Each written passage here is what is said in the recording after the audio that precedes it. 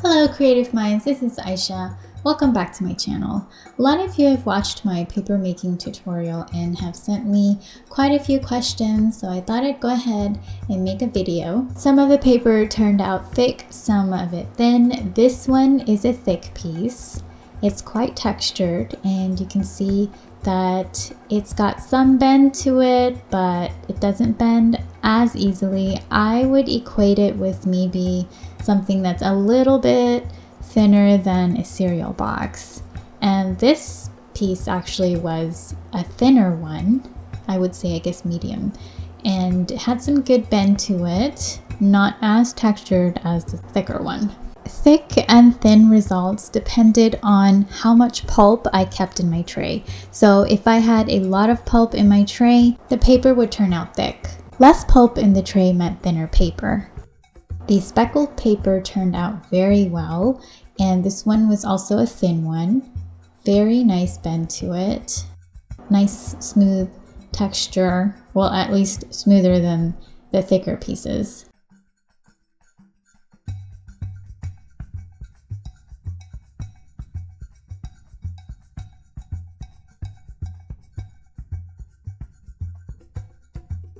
I'm going to test out this plain white one, which is thin, and also pick a thicker paper and test out a few mediums on it.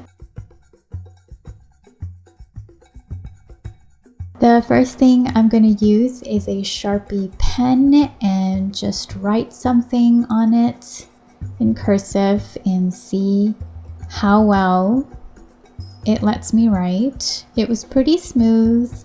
Didn't feel very bumpy, and I was able to write pretty easily, and also it did not bleed through. Now, writing on the thicker paper, it was definitely harder to write. It felt very bumpy and my letters didn't come out as smooth. And it didn't bleed on the back. The next thing I'm going to try is a Sharpie marker.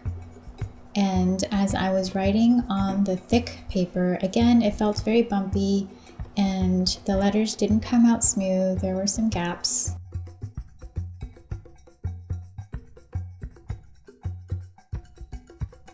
With the thin one, it was very easy to write. Letters went on nice and smooth, but it did end up bleeding in the back, which I think is common with regular paper anyways when you're using a Sharpie.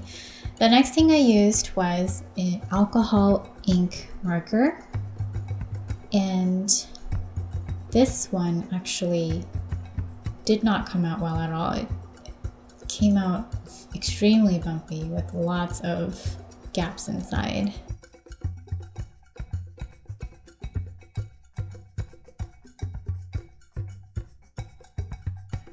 And I had better luck with thin paper again.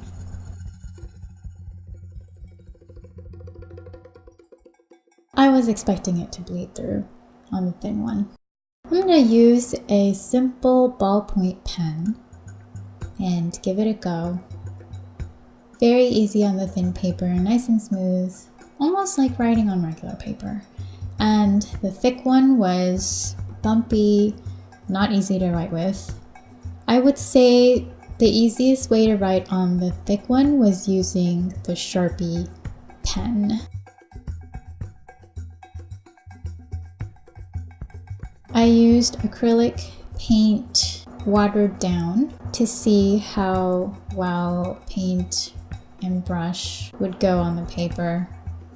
I was quite pleased with using it on the thin one. I felt it went on nice and smooth, and I was actually expecting it to bleed through, but surprisingly it really wasn't too bad.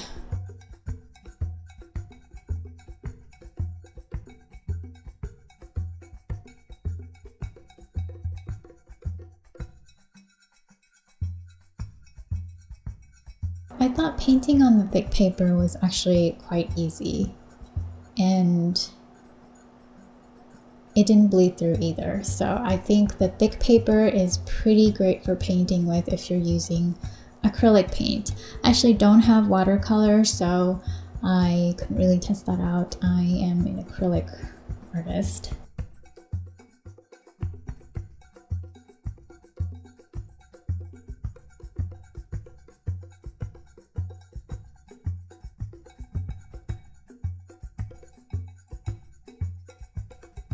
Now I'm going to do a fold test and see how well the paper endures folding.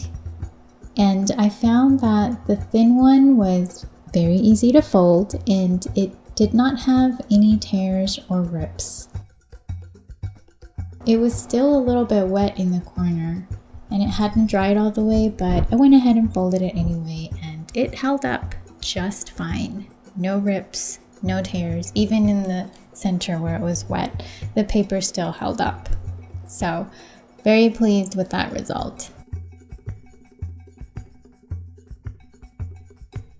Surprisingly, the thick paper actually disappointed me. I was expecting it to hold up a lot better since it is thicker. However, as I was folding it, I noticed that it was starting to break apart. As you can see right here, the paper starts coming apart a little bit. It did not rip all the way through, but it did kind of come apart a little bit on the edge. And of course, it was a lot more difficult to fold since it is really thick. And again, as I folded it again, I noticed that the paper was coming apart.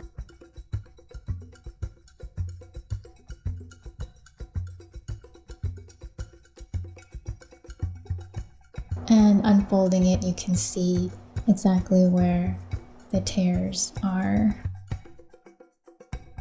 So I would say that the thick paper is probably not a good paper to fold or, write letters on.